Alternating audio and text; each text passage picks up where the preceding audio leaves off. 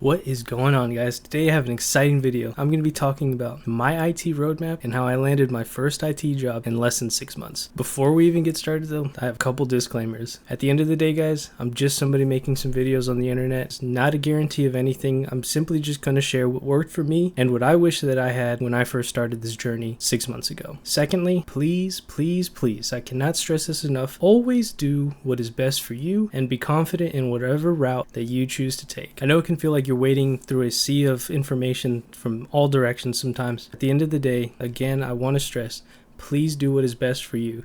You know yourself better than anybody does. You're the one that lays your head down on the pillow at night, and you're the one responsible for your actions. So on that note, let's keep on trucking. I want to draw your attention to the phrase at the top right there. Luck equals preparation plus opportunity. Now I've inserted a screenshot of the dashboard that I've created for myself within the Obsidian note-taking app, and I want to harp on this for a second. Yes, I was extremely lucky to even get a job interview. I was then extremely lucky again to get a job offer from it, and all of that is to say that if I was not prepared or if I did not put in the work beforehand, then it wouldn't have meant anything. As you can see here, pretty much since the end of January, I've been working towards this goal of getting into IT. Now over the summer, I knocked out the CompTIA Trifecta. I was lucky enough that I went 4 for 4 on the exams, and I didn't have to do any retakes or anything to that effect. Now I'm not trying to brag or by no means show off. I really just want to show you the behind the scenes of all of the effort that culminated to this point. Now one of the reasons that I was working so hard is this is honestly the reality of the situation that I was up against. Who I am and the traits that I have, the soft skills that I've acquired, what kind of employee I am are all great and well, but the thing is that on paper, I have no college degree, I have no technical expertise, and I have no industry experience or certifications. And it's because of that fact that kind of lit a fire under me to try and bridge this gap between the reality of who I am to what I look like on paper. And I don't have a college degree yet. I did not knock that out in 6 months, but I've worked on gaining technical experience through home labs and projects, and I've also made sure to acquire some of the industry certifications that are needed to even just get in the door.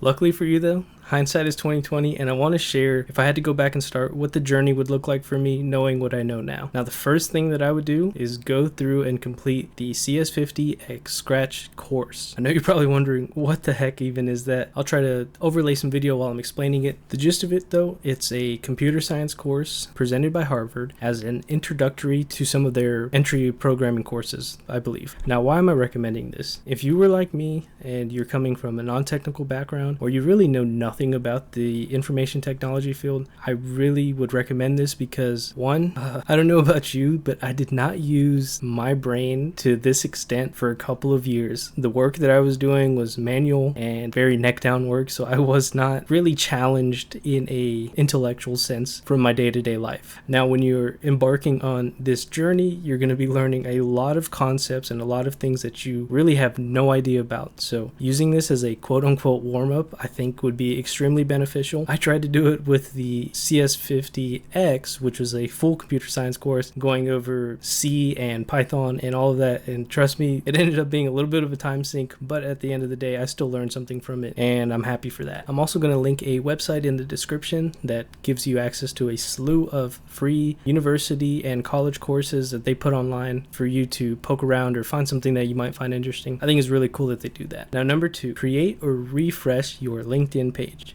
Cannot stress this enough. For whatever reason, LinkedIn has become an integral part of the professional work environment. Now, this is very much news to me because, like I'm saying, my background was very non-technical. I was doing blue-collar work, so needless to say, that was not something that I ever encountered. And I definitely recommend jumping on that as soon as you can. Number 3, I want to challenge you to start learning in public, whether that is making a YouTube, making a public GitHub profile, making a blog, whatever it is, try to get some extracurriculars, so to speak, to put down on paper, and also challenge yourself to articulate better, to plan out an event, pick up a new skill in editing and whatnot, anything, right? Point is, the better that you can speak, the better you can communicate, the better you're going to fit into a public professional environment. And you're going to probably approach some of these interviews with more confidence, more to talk about, things of that nature. You kind of want to try to do your best to separate yourself from the crowd. I mean, there are so many people gunning for each job position. It's honestly a madhouse, and that's an unfortunate reality, but such is life, as they say. So number 4, try to find an online community with people people that are working towards the same goals as you. One of the beautiful things about this new interconnected world that we have with the internet is that there are countless communities. There's countless groups of people that you can meet and connect with that are probably working towards the same goals as you. And it's very important to have that when you're going through this experience, because sometimes it can get frustrating, it can get overwhelming, and being there to egg other people on and have support, I think, is just invaluable. And I was lucky enough to find a Discord community where I have that. Number 5, resume. Now to talk about this, we're going to move on to the next slide. Look, I know this part can be intimidating. I definitely had a lot of apprehension myself. This was one of the least things that I was looking forward to with the job application process. Like I said earlier, getting yourself to look desirable on paper is just something that I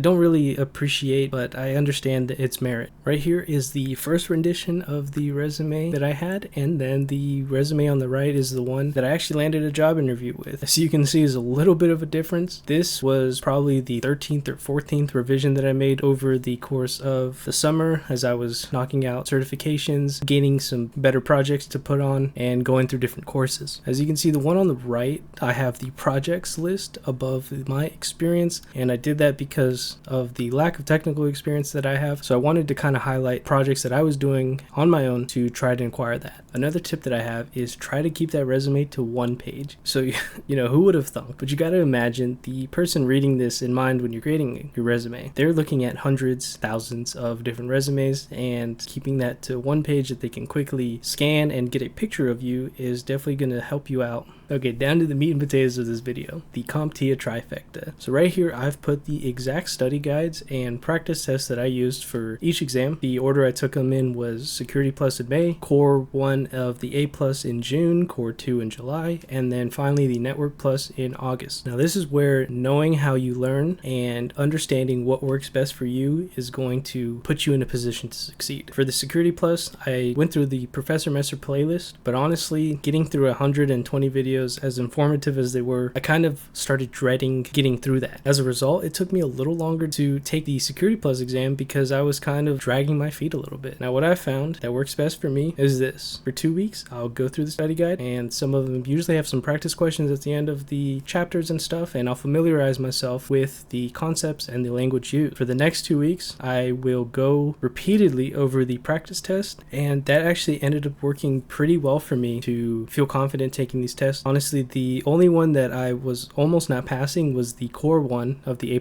and that's because, fair warning and learn from my mistakes, double check the date that you book your exam for. I ended up booking my exam for the next day instead of a week in advance, so I cut myself short on the practice test studying part. Luckily, I still passed and everything was okay, but note to self, make sure you do check those dates. For the performance-based questions, all I did was go to YouTube and look up a playlist to the respective exam that I was taking. Now, I did pretty much each exam in a month's time. I don't think that was necessarily impossible to do. It definitely did take a little sacrifice as far as daily studying. Don't feel pressured to try to achieve it in that short of a time frame. Again, you know yourself better than anybody else, and you are able to reschedule your exam up to 24 hours before. If you just don't feel it, don't take it. I do recommend scheduling the exam about 2 to 3 weeks in advance, just to give you that time frame, just to give you that time crunch and the definitive marker of what you have to achieve, because honestly, if we don't, we'll kind of end up procrastinating, and that's the reality of it. But one big thing is that these exams cost money, and I did not want to fail and have to retake them. It had nothing to do with the pride of passing them. I simply did not want to spend the money over again to retake these exams. And that kind of leads us to our next point. So I went to the CompTIA website. I specifically found the section that was referring to the exam vouchers. I want you to pay close attention to this. The total cost of all 4 exam vouchers, if you were to buy them today, is $1,300. Now that is real money, and people have lives, people have financial situations that might not allow them to make such a big purchase. Now, CompTIA has an academia portal which is available to anybody with an EDU email. The exam vouchers, if purchased through there, are generally around 40% off. The total cost for all 4 of my exams was a little over $600. That's a whole lot cheaper than $1,300 but that still is real money. Why am I saying this? So here I've specifically focused. You can purchase exam vouchers for yourself or someone else through your CompTIA account. For example, employers often buy vouchers for their employees, and academic institutions may purchase them for students. Now try to follow me here. What this is saying is that if somebody was to purchase an exam voucher through the academia portal, there is nothing against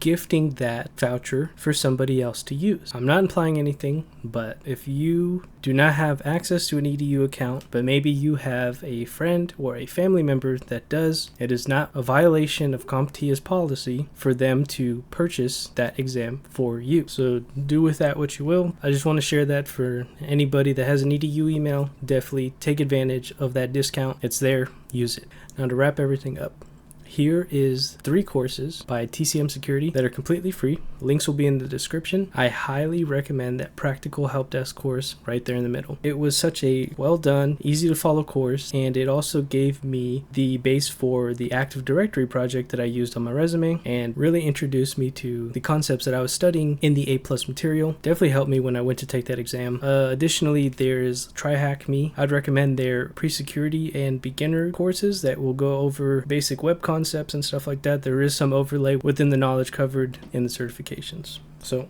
a lot covered there. Hopefully you guys were able to pick up some tips and tricks. As always, thanks for watching, and I hope you learned something. See you guys next time.